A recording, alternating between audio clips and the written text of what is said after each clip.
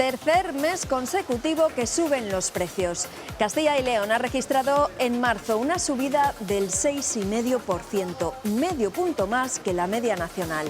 La cesta de la compra se ha incrementado sobre todo por el aumento de los productos frescos, frutas, hortalizas y legumbres. Nuestra comunidad es la quinta con un mayor incremento de la tasa interanual, que es del 17%.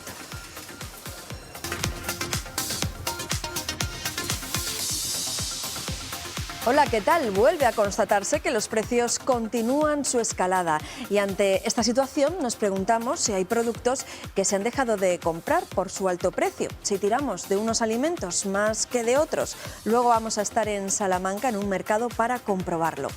Y a raíz del requerimiento que la ministra de Trabajo, Yolanda Díaz, ha enviado a la Junta de Castilla y León para que reponga el Servicio de Relaciones Laborales, el SERLA, y tras escuchar la opinión del presidente Mañueco y del consejero de Industria y Empleo, hoy le preguntamos a la parte sindical. Hablaremos con UGT de este asunto.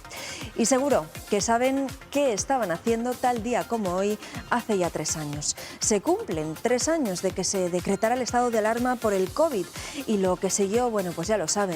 Atrás han quedado afortunadamente calles vacías, mascarillas, pero la pandemia supuso un antes y un después para todos y sobre todo para aquellas familias que perdieron alguno de sus miembros. Hoy lo recordaremos. Y en el tiempo del análisis vamos a profundizar en esas medidas que ha puesto en marcha la banca para reparar la exclusión financiera que han denunciado los colectivos de mayores. Se han puesto en marcha iniciativas como la formación de los empleados, la adaptación de los cajeros. Enseguida lo vamos a valorar. Aquí comienza Está Pasando.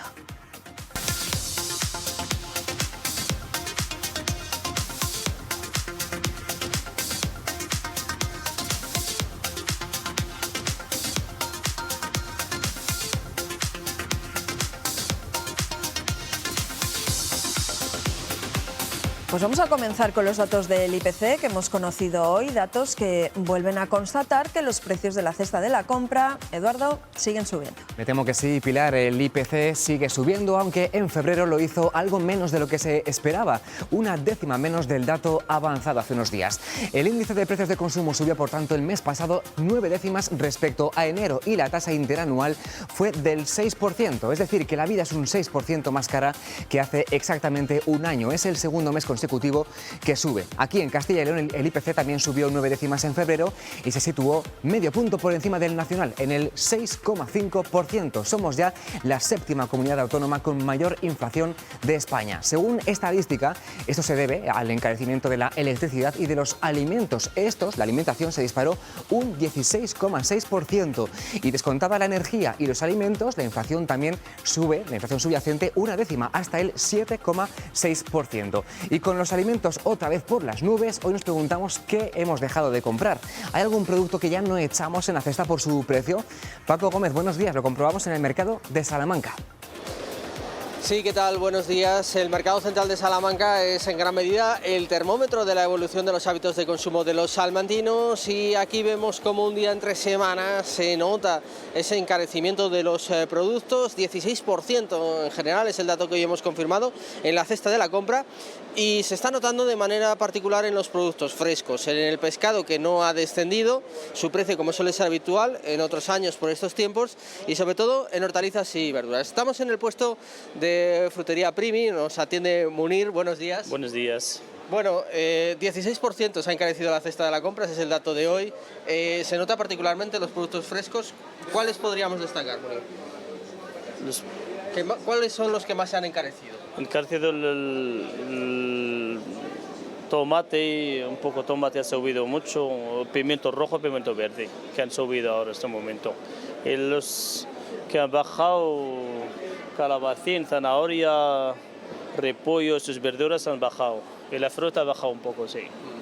¿Y estáis notando los comerciantes del mercado que hay determinados productos que se venden menos o se venden peor? Sí, sí. Que la gente, por ejemplo, aguacate, es que compra menos, tomate cherry, cosas así, berenjena que está un poco cara, ha subido y la gente que compra los tomates y patata, cebolla y eso. Los productos más básicos. Más básicos y todo, sí. compra poco a poco. O sea, no compran mucho, por ejemplo, por pizzas, porque ha subido mucho. ¿Teméis vosotros también que siga subiendo el precio y os complique un poco la Sí, venta? sí, sí. Ha subido, sí. Los precios están separados, sí están disparados. Y nada, a ver si baja gasolina, tema de gasolina, transporte y todo, por eso ha subido mucho. Bueno, pues estaremos pendientes. Muchísimas Vale, gracias. Que vaya gracias, todo muy bien. nada. Hasta Muy luego. amable. Bueno, pues ese es el sentir, ya decimos, es uno de los elementos que más ha tirado al alza del precio de la cesta de la compra, estos productos frescos, frutas, verduras, hortalizas. Es verdad que no todo tiene el mismo comportamiento, pero algunos de esos elementos, escuchábamos hablar de los tomates, efectivamente han sido protagonistas de esas importantísimas subidas. Y nos obliga a elegir qué compramos y a qué precio. Gracias, Paco. Buenos días. Como saben, por otro lado, otra vez se ha abierto un frente judicial entre el Gobierno de España y el de nuestra comunidad autónoma. Ayer, la vicepresidenta y ministra de Trabajo, Yolanda Díaz, anunció un requerimiento para que la Junta reponga el SERLA, el Servicio Regional de Relaciones Laborales. El presidente Mañueco dice que la mediación está garantizada. El consejero de Industria, que el requerimiento es electoralista y que está buscando alternativas, pero a un coste razonable. Raúl Santa Eufemia, secretario de Acción Sindical de UGT. Buenos días. Buenos días. Hay que recordar que Yolanda Díaz ya estuvo en Castilla y León, se reunió con los agentes sociales hace un mes y medio. ¿Cómo valora ahora este nuevo paso, el requerimiento que la ministra anunció ayer? Pues muy positivo. Es verdad que el 1 de febrero estuvimos en la delegación de gobierno junto a Virginia Balcones también, con UGT, comisiones y COE, bueno, pues buscando esa solución, primero con el diálogo. La ministra Yolanda abocó totalmente al diálogo para agotar todas las medidas con la Junta de Castilla y León ante esta posible extinción de la Fundación de Relaciones Laborales del SERLA en Castilla y León, y como parece ser, y así nos lo anuncia la propia ministra, en los últimos 40 días, ni desde la propia Junta de Castilla y León, ni mucho menos desde el presidente de la comunidad autónoma, el señor Mañueco, ha hecho realmente nada más que pues declaraciones menospreciantes, sobre todo al diálogo social y a Castilla y León, ya no solo al Ministerio. Por lo tanto, en el día de ayer, la propia ministra nos ha abocado a decirnos en el que ha hecho un requerimiento previo a la vía judicial, agotando todas las líneas de ese diálogo que no está siendo realmente ejercitado desde hace un año mínimo en Castilla y León, para ver realmente que el señor Mañueco y esa coalición minoritaria con esta ultraderecha tan degradadora para los castellano-leoneses, bueno, pues se ven a bien para poder llegar a tener tanto la ejecución de la legislación laboral como también de esos acuerdos interprofesionales que son los servicios de mediación públicos en Castilla y León. Raúl, ¿a qué cree que puede conducir ese requerimiento? Porque todos recordamos lo que pasó con el protocolo para mujeres embarazadas, ese cruce de requerimientos, cartas. ¿Esto puede llegar a algo?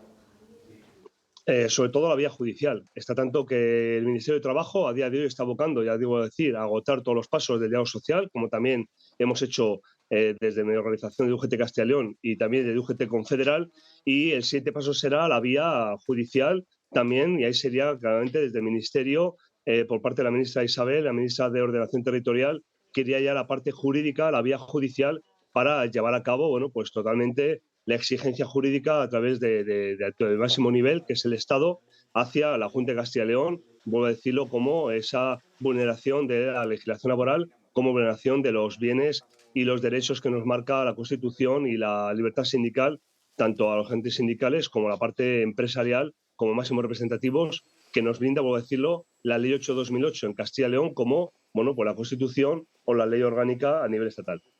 Estamos viendo imágenes al consejero de Industria. Su respuesta de ayer a ese requerimiento fue que está buscando soluciones al SERLA a un coste razonable que no suponga subvencionar chiringuitos sindicales. Vuelve a poner un poco el foco el señor Beganzones en los sindicatos.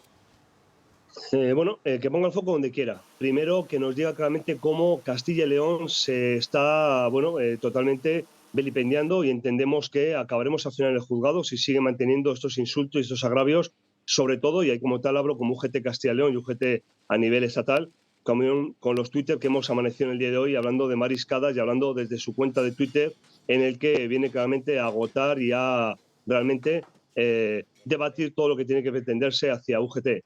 UGT atendiendo a este señor, a este ejercicio que está haciendo político individual, tanto con lo que ha dicho en el día de ayer como hace hoy en su cuenta en Twitter, bueno, pues si sigue abordando totalmente ese insulto y ese menosprecio, no vamos a permitirlo después de 140 años que hemos llegado a resistir y a combatir también a un régimen dictatorial como puede ser el de la época del franquismo. Bueno, pues si realmente están haciendo un ejercicio de retomar claramente esa lucha, esa reivindicación, pues acabaremos en el juzgado, porque lo que hace falta en Castilla y León es un consejero de Industria, Empleo y Comercio que realmente hable de políticas y no hable claramente de banderas o claramente de ideologías. Por lo tanto, bueno, pues los castellanoleoneses no se merecen realmente ese ejercicio político, y desde UGT vuelvo a decir lo que abordaremos primero con el diálogo y sobre todo jurídicamente si sigue abordando este insulto y menosprecio, primero en la organización y al fin y al cabo a los castellanos y leoneses. Por lo tanto, el señor Mañueco tiene que hacer realmente serio una coherencia de abordar el problema del Serra, pero también las políticas que están refrendándose a través de la Consejería de Empleo e Industria. Vuelvo a decirlo, con esa degradación e insulto a mi organización, que no vamos a permitirlo, y al final, si siguen por esta vía, acabaremos en un juzgado y estarán más tiempo en los juzgados que gobernando en Castilla y León. Y una última cuestión, le pido la mayor brevedad posible. Raúl, el Gobierno ultima la reforma de las pensiones, está cercano el acuerdo con la parte sindical. ¿Cómo lo valora y qué le parece que la parte de las empresas se vaya a descolgar, según lo previsible? Bueno, ha sido el ejercicio de los últimos meses a través de la COE. Entendemos y esperamos que la COE siga sentándose a la mesa, valorando en la máxima los acuerdos. Sindicalmente estamos ejercitando el recuperar todos los documentos que trae el señor Escrivá, sobre todo marcados desde Europa, y COE tendrá que ver realmente en el que, bueno, pues que son signos políticos que tenemos que pretender llegar a acuerdos. Por lo tanto, desde UGT estamos valorando positivamente, de inicio al menos, el ejercicio con Escrivá, con el ministro, ante también el ejercicio que le marca Europa, y veremos en los próximos días, y esperemos que también desde el señor Garamendi como CEO estatal se pueda llegar a una mesa única y a un acuerdo único. Pues veremos qué pasa y lo contaremos aquí en Está Pasando. Raúl Santaeufemia, secretario de Acción Sindical de UGT, gracias por acompañarnos. Gracias. Un saludo. Por cierto, que hay novedades con el tema de las pensiones, porque mañana miércoles el ministro de Seguridad Social, Escrivá, va a comparecer en el Congreso de los Diputados en la Comisión del Pacto de Toledo para dar cuenta de esa reforma que ya está acordada entre PSOE y Unidas Podemos. También tiene ya el visto bueno de la Comisión Europea y podría aprobarlo el Gobierno en un Consejo de Ministros extraordinario este próximo jueves. Mañana se lo contaremos, por supuesto, aquí. Y hablando de empleo, hay un nicho de formación y mercado laboral en la movilidad alternativa. En 2035 dejarán de venderse coches nuevos de combustión y en 2050 no habrá ya ninguno circulando. El hidrógeno verde es una de las soluciones más prometedoras y la Universidad de Burgos ha presentado hoy un proyecto de producción y aprovechamiento de ese hidrógeno renovable. Leticia Gutiérrez. En septiembre la Universidad de Burgos impartirá su primer máster en tecnología del hidrógeno verde. Se trata de una energía clave para el futuro más inmediato. En el 2050 las empresas tendrán que dejar de utilizar energías fósiles y ahora empieza el cambio. Por eso hoy en la Universidad de Burgos se han ofrecido unas ponencias con diferentes empresarios para saber cómo se tienen que adaptar a ese cambio. Nos cuentan que Castilla y León va a ser una región muy importante en la generación de ese hidrógeno verde, porque se genera mediante la electrólisis con energías renovables como la solar y la eólica. Empresas como Hyperbaric han puesto su punto de vista sobre lo que significará esa nueva tecnología en un futuro. Gracias, Leticia. Y por cierto, en otro ámbito de cuestiones, ya se han cumplido las primeras 24 horas de la huelga indefinida del sector limpieza y recogida de basuras de Ponferrada. Esta mañana el alcalde de la ciudad volvía a denunciar en Twitter algunos incidentes, pero nos preguntamos si 24 horas después se notan ya los efectos de esa huelga indefinida. Miguel Ángel Blanco, buenos días, cuéntanos.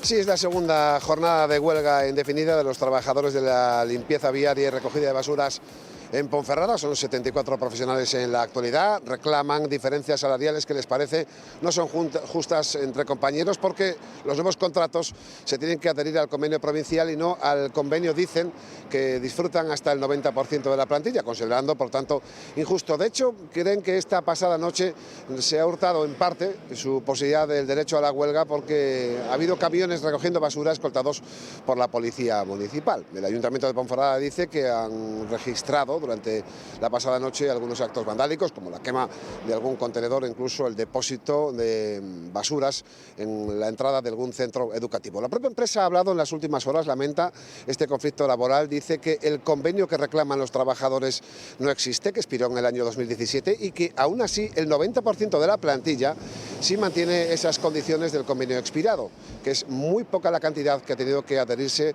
al convenio provincial, tal y como refleja el nuevo pliego de condiciones, y que aún así esperan poder mejorar las condiciones de estos nuevos trabajadores. Lo cierto es que es la segunda jornada de huelga. El comité de empresa dice que continúa con ella de carácter indefinido porque entienden que no es justo que unos trabajadores cobren un sueldo y otros otro. Veremos cómo se desarrolla en esta segunda jornada. Gracias, Miki, y muy buenos días. Y hablamos ahora de otras reivindicaciones ya en el tiempo del análisis, las de un colectivo que hace un año dijo basta porque se sentían un poco marginados en el trato de los servicios financieros, el colectivo de las personas mayores que están dentro de esa exclusión financiera que vamos a abordar a continuación, Pilar, ya en el tiempo del análisis. Sí, Eduardo, y además es que hace unos días la vicepresidenta Nadia Calviño se reunía con las patronales de las entidades financieras y con asociaciones de usuarios para analizar esos códigos de buenas prácticas puestos en marcha. Unos protocolos que pretenden que las personas mayores y las personas con discapacidad no se sientan excluidos del sistema y también para que las zonas rurales no pierdan servicios. Había un clamor que, si recuerdan, lideró Carlos San Juan, el promotor de la campaña Soy Mayor, no idiota, y desde entonces han cambiado algunas cosas. Según los últimos datos disponibles, la banca ha formado ya a 70.000 de sus empleados para dar atención especializada a los mayores y se ha logrado reducir un 15% los municipios de más de 500 habitantes sin atención bancaria en Castilla y León. De todo ello hablamos hoy con Javier Martín Clavo, que es el director territorial del Banco Santander en Castilla y León. Javier, gracias por estar con nosotros en nuestro programa. Buenos días y muchas gracias a vosotros por darnos cabida. También está aquí en el plató Luis Miguel Llorente Marín, que es alumno del programa de Educación Financiera para Mayores, en el que colaboran la Universidad de Valladolid y el Banco Santander. Luis Miguel, gracias también por estar en nuestro programa y sobre todo por acercarnos a ese programa de educación financiera en el que ha participado y que nos pueda dar también una visión de lo que puedan opinar los mayores. Muchísimas gracias. Buenos días, muchas gracias. Y por videoconferencia nos atiende Alberto Aza, que es portavoz de CECA, la Asociación de Cajas y Bancos, y una de las asociaciones, por cierto, que se reunió el jueves con la vicepresidenta en ese encuentro que antes mencionaba. Muchísimas gracias, señor Aza. Efectivamente, muchas gracias a vosotros por invitarme. Bueno, pues vamos a poner en situación primero a nuestros espectadores. Ha pasado ya un año, nos lo recordaba nuestro compañero Eduardo, de la adopción del primer protocolo de buenas prácticas, y desde entonces podemos hablar de varias iniciativas para acabar con la llamada exclusión financiera. Eduardo. Adelantabas hace nada, Pilar, la campaña Soy Mayor, no idiota, de Carlos San Juan, un jubilado que reunió 600.000 firmas para la causa, logró también que la banca o parte del sector firmara un código de buenas prácticas para el apoyo de las personas mayores, entre otros colectivos. Fue en febrero del año pasado y algo se ha avanzado en cuestiones como estas: la atención presencial, el incremento de los horarios de apertura de las sucursales, del acceso a servicios de caja tanto en ventanilla como mediante el acompañamiento a los mayores en cajeros o dándoles prioridad en situaciones de gran afluencia.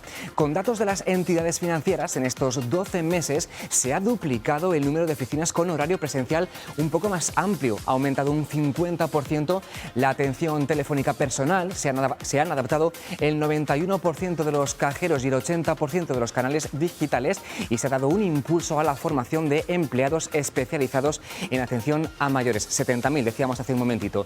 Y un año después, en la reunión del otro día, el Ministerio de Economía, la patronal y los usuarios acordaron avanzar en esos y otros compromisos. Por ejemplo, las entidades se comprometieron a mantener las libretas de ahorro para los mayores de 65 años. Habrá también más medidas en materia de hipotecas, como esto que estamos viendo aquí, o servicios financieros en los pueblos, y en todas estas medidas jugará un papel fundamental, dice el Ministerio, la Ley de Autoridad de Defensa del Cliente Financiero. Ahora está en trámites, pero permitirá resolver los conflictos, o esa es la idea, entre clientes y entidades. Bueno, pues esos son los datos, esas son las medidas, algunas de ellas que se han llevado a cabo en este tiempo. Javier, la primera pregunta, ¿cómo valoran por parte del sector financiero, bueno, pues esos pasos que han dado ustedes para atender las peticiones, las reclamaciones que les hacían desde el colectivo de mayores? Bueno, pues lo primero es, los pasos son los adecuados, pero todavía nos queda recorrido por realizar, porque estamos en un proceso de empatía con nuestros clientes, en este caso con los clientes mayores de 65 años, pero todavía nos queda escucharlos y ayudarlos. Estamos en un mundo muy cambiante y nosotros tenemos que ayudar a nuestros clientes a adaptarse a ese mundo y ayudarles en sus necesidades financieras. Buscamos la inclusión de todas las personas en lugar de la exclusión. Por lo tanto, valoramos positivamente los pasos que hemos dado y seguimos escuchando para seguir mejorando en este proceso. Señor Aza, ¿qué balance hace de todas las medidas que se han implantado hasta el momento y también cómo fue el balance que hicieron en la reunión del jueves con la vicepresidenta del Gobierno y con otras asociaciones? Bien, pues en línea con lo que decía Javier, ¿no? Valoramos positivamente los avances que estamos consiguiendo en estos ámbitos, que en el fondo realmente son tres, ¿no? Uno, en primer ámbito, el trato y el servicio a las personas mayores, pero también, que está de alguna forma también relacionado, es como el refuerzo a la inclusión financiera y el acceso a los servicios financieros en la totalidad de los municipios españoles, ¿no? Y por último, una iniciativa que también estuvimos tratando en esa reunión con la vicepresidenta primera, que es el plan de choque para proteger a las familias más golpeadas por las subidas de las cuotas hipotecarias, ¿no? Ante la subida de los tipos del Banco Central Europeo. Y la verdad que la valoración que hacemos de la reunión es positiva, se desarrolló en un ámbito pues muy cordial, muy proactivo y sobre todo porque pudimos presentar pues avances muy significativos en estos ámbitos que estaba mencionando, ¿no? Sobre todo en los dos primeros, porque en el ámbito, digamos, de la protección del deudor hipotecario todavía es pronto para hacer una valoración del impacto que está teniendo esta medida, ¿no? Pero mire, aprovechando además que estamos pues en Castilla y León, uno de los avances que yo creo que es importante destacar es que estamos mejorando de forma importante el acceso a los servicios financieros en las zonas rurales, ¿no? Y sabemos que Castilla y León pues, es la comunidad autónoma quizás de todas las más afectada por esta problemática. Y ahí hemos conseguido una reducción del 32% de los municipios que hasta ahora no tenían acceso a los servicios financieros de forma presencial, que se traslada en unas 70.000 personas que hemos de alguna manera rescatado de esa exclusión financiera, y Castilla y León es la comunidad de España que suma más clientes, digamos, rescatados de esa exclusión financiera, ¿no? Por lo tanto, yo creo que es un dato alentador para la gente que nos está escuchando en estos momentos. Al respecto de lo que dice, señor Aza, se le iba a preguntar un poquito más adelante, pero como ya ha introducido usted el tema, el que estemos en una comunidad aquí en Castilla y León donde hay una mayor dispersión, donde una parte importante de la población se encuentra en el medio rural, es más difícil implantar determinados mecanismos, determinadas medidas que en otras comunidades autónomas donde quizá los núcleos de población están más aglutinados y tienen mayor población. ¿Los esfuerzos son mayores en una comunidad como la nuestra? Bueno, en todas las comunidades donde se aprecia este fenómeno de la despoblación, que es un fenómeno muy característico de nuestro país, ¿no? La gente quizás no sepa que somos uno de los países donde ese fenómeno de la despoblación es más intenso de toda la Unión Europea, ¿no? Y por lo tanto, bueno, es un desafío importante, es un desafío además de país, no tanto de sector, ¿no? Porque de hecho no solo afecta al sector bancario, sino que afecta de forma transversal a la gran mayoría de los sectores, ¿no? Y por lo tanto ahí hay que combinar dos cosas, las políticas públicas, por un lado, pero también las actuaciones que las propias entidades pues estamos liderando, ¿no? ¿Cómo se aborda esto? Pues fundamentalmente lo que estamos haciendo ya desde hace un tiempo, reforzado además pues con este plan de choque que hemos puesto en marcha desde hace ahora ya 3 meses, es desarrollar canales de atención alternativos a los más tradicionales, ¿no? ¿Y cuáles son estos? Fundamentalmente las oficinas móviles, ¿no? Es decir, oficinas que se van desplazando por los distintos municipios, que permiten acceder a efectivo, que permiten realizar todo tipo de operativas bancarias. También, pues, asegurarnos que se siguen manteniendo las oficinas bancarias en esos municipios remotos de las áreas rurales gracias a la figura del agente financiero, que es para entenderlo, ¿no? Para que la gente que nos escucha lo entienda de una forma simple, es una especie de franquiciado que se hace cargo de esa oficina, de esa sucursal, y que además recibe todo el apoyo de todas las entidades desde el punto de vista comercial, marketing, asesoramiento, etcétera, ¿no? Y por último, para esas comunidades en las que realmente pues, el acceso al efectivo no se puede hacer, lo que venimos haciendo ya desde hace un tiempo es poner en marcha soluciones innovadoras, soluciones, por ejemplo, de cashback, que permite a que una persona que entra en un establecimiento comercial, que tiene un acuerdo, digamos, establecido con una entidad bancaria, pueda dispensar efectivo. O también, más recientemente, el acuerdo al que hemos llegado todas las patronales del sector con correos, ¿no? Para que los carteros rurales puedan dispensar efectivo en los hogares, ¿no? Por lo tanto, un conjunto de medidas ad hoc especializadas para esas personas que no tienen, alguna de ellas desde hace ya tiempo, acceso financiero a los servicios financieros. Es decir, ¿qué medidas se están llevando a cabo?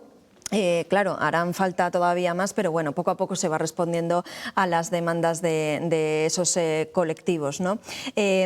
Claro, y entre esas medidas también, una de ellas es la formación al personal de las entidades para que puedan atender de mejor manera a las personas mayores. Javier, y además en el Banco Santander tenéis un programa específico que trata de cumplir ese objetivo, ¿no? Javier, cuéntenos. Bueno, pues por supuesto, en todo proceso de mejora se necesita la formación interna y formación externa, ¿no? Lo tenemos centrado en la parte de empleados, pues en Banco Santander hemos dado ya formación específica a 9.000 empleados, 9.000 empleados de los cuales 2.000 son embajadores senior en cada una de nuestras oficinas, para que podamos enseñar y tutelar a las personas que tienen menos conocimientos a la hora de interactuar con las nuevas aplicaciones o con cualquier dura financiera que te da. Por lo tanto, la formación interna ha sido un pilar básico que hemos explorado y trabajado durante este año, y además estamos trabajando la formación externa con las personas de más de 65 años. En Castilla y León llevamos ya pues varios meses, prácticamente un año, con una intensidad alta en este formato, con colaboración con la Junta, con la Consejería de Movilidad y Digitalización, que nos ceden los espacios y tenemos un acuerdo, con la Universidad de Valladolid, que también estamos colaborando con la Universidad de la Experiencia, y por lo tanto pues puedo dar un dato que ya más de 2.100 personas han pasado por nuestras aulas, gestionadas por voluntarios de Banco Santander, para formarles en temas tan importantes como el uso de las nuevas tecnologías, de la app, de los cajeros, la ciberseguridad tan importante hoy día, o el uso de cualquier transacción que pueda realizar. Por lo tanto, formación interna y formación externa para ir mejorando. Antes de que pasemos a hablar de esa formación externa a esas personas mayores, en cuanto a formación interna a los empleados, a la plantilla, ¿en qué consiste esa formación? Porque me imagino que será importante bueno, pues las cuestiones pues más técnicas, pero también me imagino que las cuestiones de cómo atender a los mayores, claro, necesitan más tiempo. Se requiere pues tener, no sé, una empatía, ¿no? Vamos a decirlo así. Me imagino que van por esas dos líneas, ¿no, Javier? Efectivamente, aquí lo importante no es solo la parte técnica, que más o menos pues todo el mundo ya la podemos tener claramente, ¿no? Sino más esa empatía de cómo poder explicar al interlocutor para que las enseñanzas tengan su fruto, ¿no? Cómo podemos gestionar también momentos puntuales de cada uno de las personas, ¿no? Y que cada uno tiene un momento vital, y en eso pues tenemos que tener, ¿no?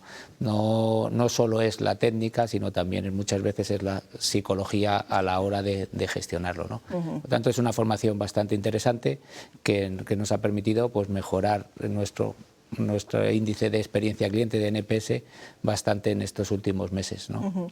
Claro, vamos a hablar de ese programa en el que creo que usted también está implicado, ¿no? Colabora de alguna manera, ¿no, Javier? Bueno, para mí es una satisfacción poder colaborar en los programas de formación, y porque al final pues es estar en contacto con los clientes, que es realmente lo que me llena en mi día a día, ¿no?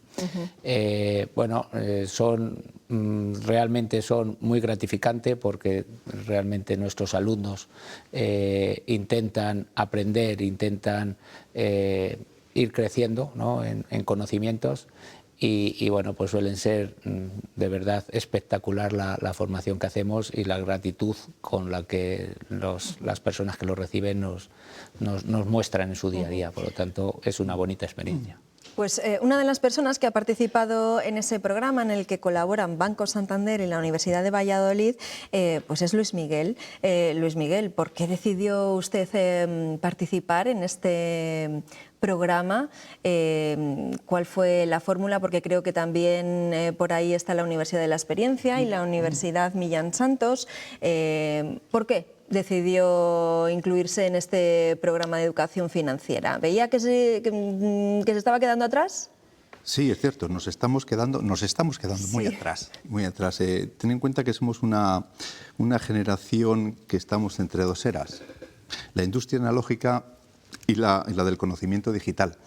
Y ahí estamos perdidos. Y sí que me gustaría, antes de entrar y hacemos debate, en agradecer a la Universidad Permanente Millán Santos, con su directora al frente, Ana Iglesias Botrán, por realizar este tipo de talleres tan necesarios, porque son muy necesarios, y por supuesto pues al Banco Santander por crearles y de alguna manera impartir estas charlas, pero ya no solamente a mayores, porque yo he visto su página y tiene un programa de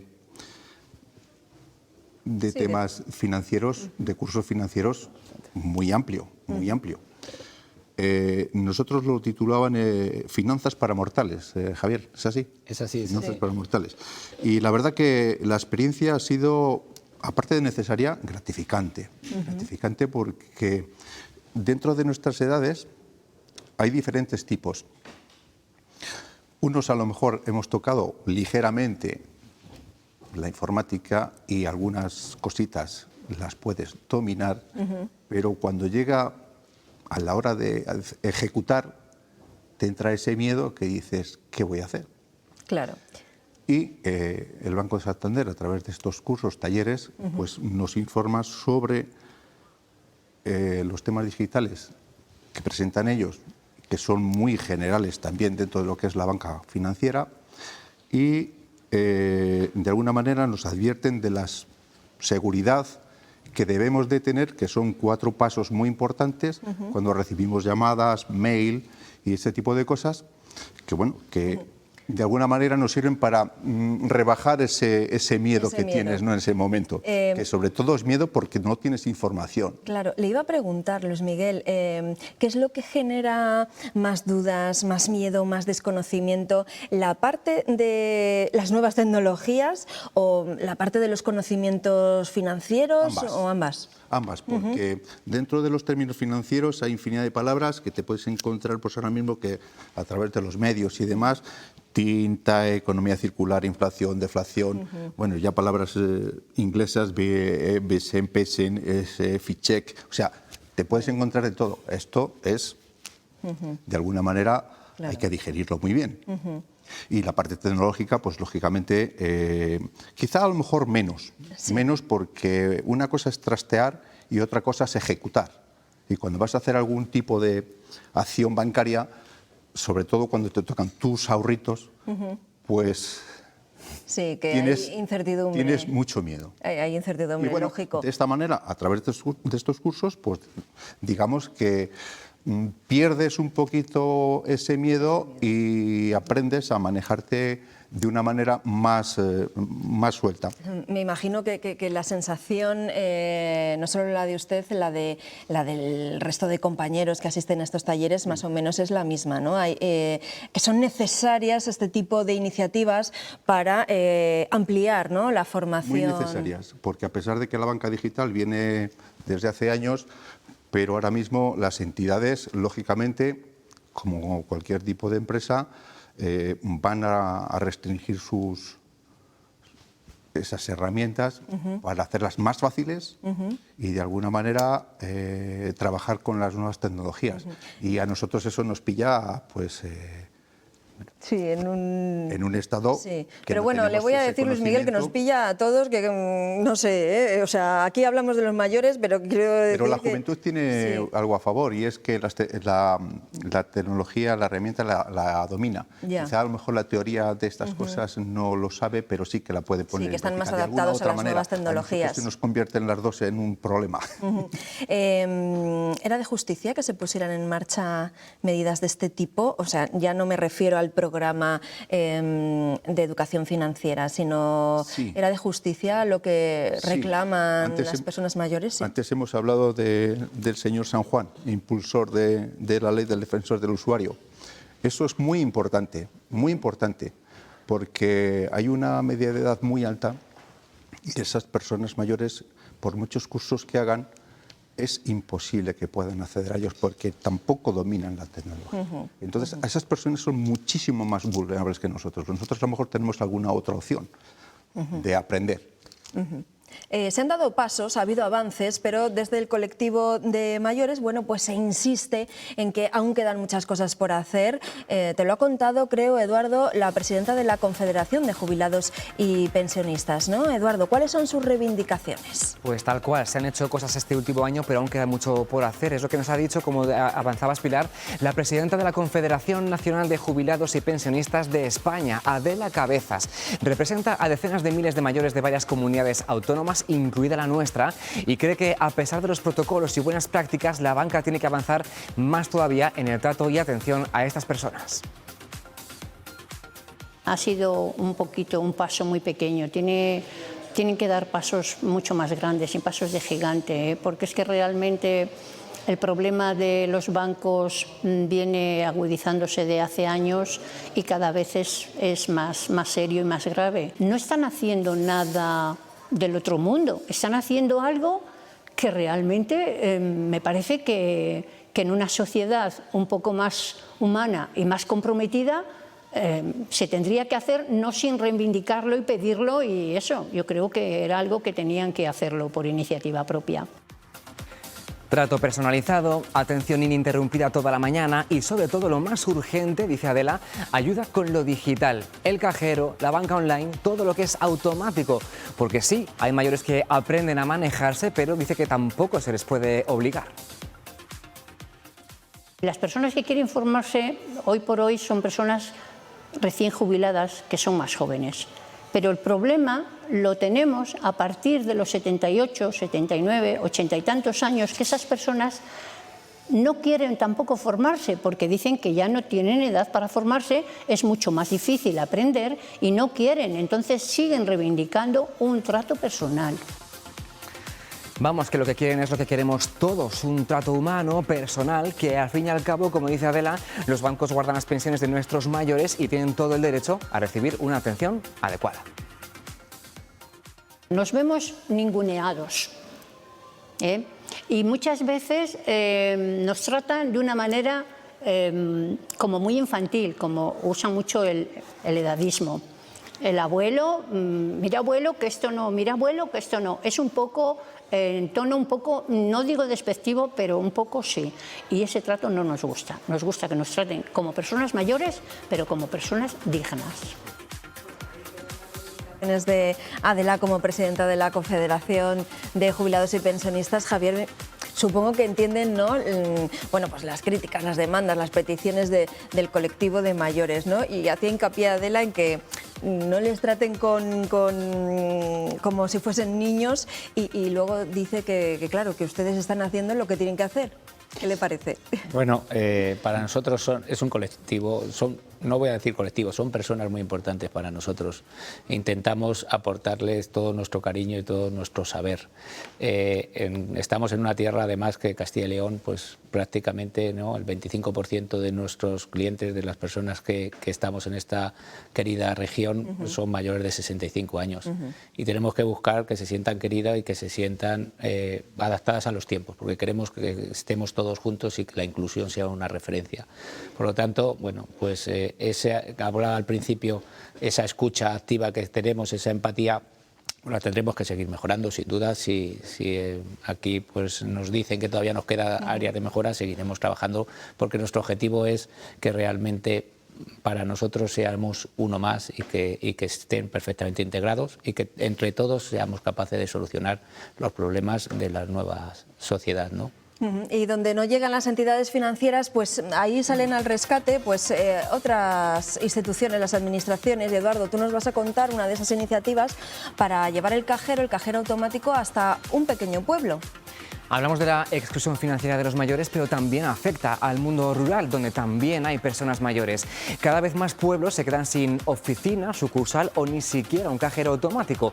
Aunque la banca redujo el año pasado un 15% los municipios de más de 500 vecinos sin atención bancaria. También hay iniciativas como esta que vamos a ver de la Diputación de Valladolid, que lleva el cajero a los pueblos donde lo necesitan. Así, como están viendo en las imágenes, llegaba la semana pasada en su estreno a Cojeces de Íscar, un pueblo de 140 habitantes, la mitad de ellos mayores de 65 años. Con la llegada de este cajero sobre ruedas, evitan tener que desplazarse a otras localidades. Este automóvil financiero hace ruta por otros más de 100 pueblos de Valladolid para atender a casi 34.000 personas. El plan es atender a unos 13 municipios cada día, en los que para pues aproximadamente una media horita. Por cierto, que ayer mismo la Diputación de Barcelona se interesó por esta solución. Representantes de esa institución estuvieron en Valladolid conociendo este modelo de cajero itinerante. Bueno, pues le vamos a preguntar a Javier qué le parece que donde pues no llegan las entidades financieras salgan las administraciones para suplir determinados servicios. Sobre todo me imagino que en esos pueblos donde veíamos el ejemplo, ¿no? Son menos de 500 habitantes, algunos superan apenas el centenar y claro, me imagino que ahí es muy difícil compatibilizar, ¿no?, los intereses de las entidades bancarias con los intereses de la sociedad. Bueno, pues lo comentaba Alberto, ¿no? Al final estamos buscando diferentes soluciones para llegar a todas las poblaciones. Castilla y León es una maravillosa región, pero es una maravillosa región lleno de pequeños pueblos, ¿no? El 25% de los pueblos de España están en Castilla y León. Hemos buscado soluciones como instalaciones de cajeros fijos cuando la población pues ya tiene un cierto tamaño, en colaboración con las instituciones públicas. Otra alternativa, como hemos visto, es el cajero móvil. Comentaba Alberto también la opción con correo, CAS Correo, que nosotros fuimos la primera entidad en firmar el acuerdo ya hace 2 años y medio, creo recordar, para que llegue a todas las poblaciones ese dinero a su puerta, a su casa, ¿no? Por lo tanto, hemos tomado diferentes soluciones. Hablábamos también de la red de agentes, ¿no? que al final pues solo Banco Santander en Castilla y León tiene 130 agentes en poblaciones pequeñas para seguir dando ese servicio financiero. Por lo tanto, nuestro objetivo es estar cerca de cada uno de los habitantes de esta región, de nuestros clientes, y darles ese servicio. Colaboramos bajo el amparo de la AEB, de la CECA, para que entre todos podamos dar ese servicio financiero en cualquier pueblo y a cualquier persona. Pues Javier Martín, director territorial de Banco Santander, muchísimas gracias por haber estado en nuestro programa. También le agradecemos a Luis Miguel Llorente, que es alumno del programa de Educación Financiera, que haya estado con nosotros acercándonos un poquito más a lo que son esos programas. Y también despido a Alberto Aza, pero creo que por la cuestión de las tecnologías pues hemos perdido la señal con Alberto. Muchísimas gracias también por participar. Bueno, y seguiremos hablando de todas esas medidas que ponen en marcha las entidades para hacernos un poquito la vida más fácil. Muchísimas gracias. Vamos a hacer una pausa para la publicidad y enseguida volvemos. Tenemos todavía muchísimas cosas de las que hablar aquí en Está Pasando. Hasta ahora.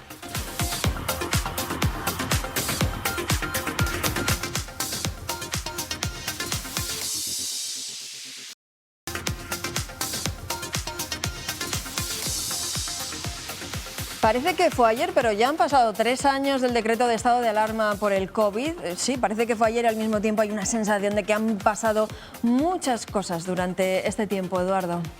Pues no fue ayer, Pilar, efectivamente fue el 13 de marzo del año 2020. Aquel día todos veíamos por la tele y por los medios de comunicación al presidente del Gobierno, Pedro Sánchez, en una declaración desde el Palacio de Moncloa, anunciar que al día siguiente el Consejo de Ministros iba a decretar el estado de alarma. Empezó, por tanto, un 14 de marzo. Inicialmente iba a ser por un periodo de 15 días, pero se prolongó hasta el 21 de junio.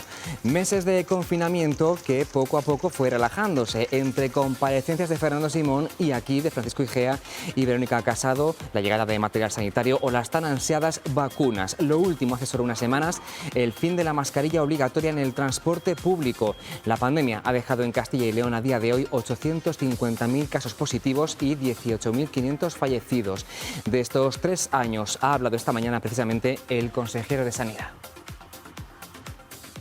Había exclusivamente 2 pacientes en UCI en la comunidad con o por COVID. Eso es una buena noticia.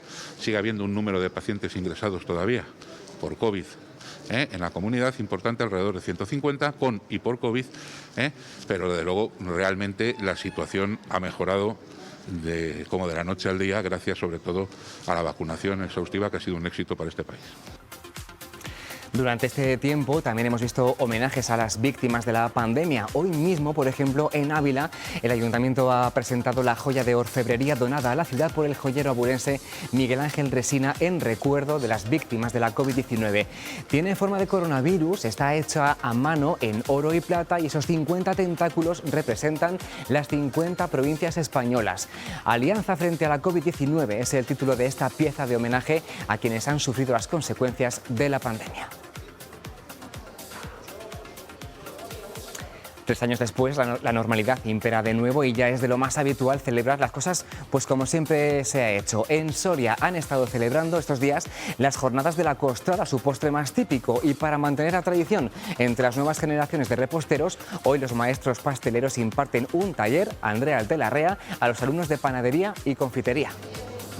Hoy en el Centro de la Merced, David y Carlos, 2 maestros pasteleros sorianos, van a enseñar a los alumnos de este centro cómo se elabora una buena costrada de Soria, ¿verdad? Buenos días. Hola, buenos días. Buenos días, David. Buenos días. Bueno, para empezar, ¿qué es la costrada? Hemos hablado de ella este fin de semana, pero vamos a explicar este postre típico soriano para quien todavía no lo conozca. Ya no lo conocerán muy poquitos, la verdad. Bueno, pues nuestro postre típico, ¿no? Que tantos y tantos años llevamos con él. Entonces ya sabemos que está hecha de láminas de 1000 hojas con distintos ingredientes, que en su mayoría es nata y es crema. Y luego finalizamos con hojaldre en virutilla, que es lo que le da el estado final con el azúcar glass que le incorporamos. David, ¿qué es lo primero que tenemos que hacer y lo más importante de todo este postre? Pues para hacer un buen hojaldre es hacer una buena masa. La masa del hojaldre, al principio, lo que es con una casa que hay que empezar por los cimientos. Si haces un buen hojaldre, ya le das las vueltas adecuadas y después ya ya cuando tienes el hojaldre hecho y cocido, ya le haces una buena costrada. Pero lo importante es un buen mezclado y hacer unas buenas vueltas y un buen mezclado y unas vueltas adecuadas para el hojaldre. Este paso del que estamos hablando es el que tenemos aquí detrás, sí, y que ya han empezado a hacer los alumnos. Cuéntanos. Pues mira, hemos preparado una masa, que esta masa lleva harina, agua, mantequilla y sal. Y ahora la vamos a coger, la vamos a estirar y le vamos a incorporar margarina. Y bueno, y más o menos es una masa que lleva 1 kilo y después con esto elaboraremos unas 15 o 20 planchas para hacer costradas. Después de este paso, ¿cuál vendría, Carlos? Bueno, después de este paso, en este paso lo que hacemos, como bien ha dicho David, es incorporar la margarina para darle las distintas vueltas, porque esas vueltas son al final las capas finitas que nos van a salir en el hojaldre. Y de ahí, bueno, un reposo. Todo este tratado que le vamos a dar lo vamos a hacer explicándoselo a los alumnos todo, por supuesto, que vayan viendo cómo nosotros trabajamos en nuestros obradores. De ahí reposo final para luego darle un buen horneado, que también sin un buen horneado el producto no va a salir igual, ¿de acuerdo? David, tenemos buena cantera de pasteleros en Soria. Es bueno tener ¿verdad?, relevo generacional. Sí, la verdad que sí, que me he quedado sorprendido cuando hemos venido a la escuela la cantidad de chavales que hay y la verdad que sí, que hace falta porque la costrada, como es tan típica de Soria, esperamos que haya un buen relevo, porque ya nosotros nos jubilaremos, nos haremos mayores, Carlos y yo. Entonces, claro, tiene que haber un relevo, sí, yo creo que sí. Viendo lo visto aquí en la escuela, yo creo que sí. Carlos dice que le quedan años todavía, ¿verdad? Aún queda, hombre, no te hagas tanta prisa por jubilarte, que luego todo va muy rápido, ¿no? Entonces, cada cosa a su tiempo. Este fin de semana de atrás hemos tenido esos días de la costada, ¿verdad? No sé si tenemos ya un balance de ventas, no sé si hemos superado esas 8.000 raciones que hablábamos años anteriores. Hombre, superarlas es difícil, porque ya el margen de superación ya cuesta. La verdad que pusimos los listones muy altos en la primera edición, fueron alrededor de esa cantidad que has comentado, y bueno, sí, la verdad que año a año se supera algo. Luego ya en función de cómo queden esos días de la jornada que elegimos para hacerla, ¿no? Pero este año vamos súper contentos, ¿eh? Empezó que la cosa parecía que le costaba arrancar, pero bueno, eso fue el sábado. Ya el domingo fue desborde total desde primeras horas de la mañana hasta mediodía, incluso por la tarde en algunas confiterías que todavía abrían. Carlos, David, muchísimas gracias por estar con nosotros y bueno, vamos a seguir pendientes de cómo estos alumnos aprenden año a año y tenemos este relevo generacional. Gracias a los dos. Sí, nada, muchas gracias. Gracias, así garantizamos que no se pierde nunca la costada, ¿eh? Claro, oye, hemos visto el inicio de cómo se hace, pero claro, yo quería haber visto el postre como tal. Y le acabo de enseñar una foto en el móvil y ¿qué te parece, Pilar? Bueno, pues que mejor no haberlo visto, eso es lo que te digo. A ustedes les prometemos que les vamos a enseñar la costrada y si no, investiguen, búsquenlo ahí y si no, una visita a Soria para probar la costrada, que tiene una pinta... Hay que verla y probarla, hay que ir a Soria y probarla. Eso es, eso, no vayan a Soria y no la prueben, ¿eh? Eso es delito. Bueno, que hasta aquí llegamos, ¿verdad, Eduardo? Sí, con buen sabor de boca, después de todo. Hasta mañana a las 12:30, aquí estaremos, sin costrada, pero bueno, pues con muchos temas que seguro que les van a interesar. Les esperamos en directo a las 12:30 y nos está pasando. Hasta mañana, adiós.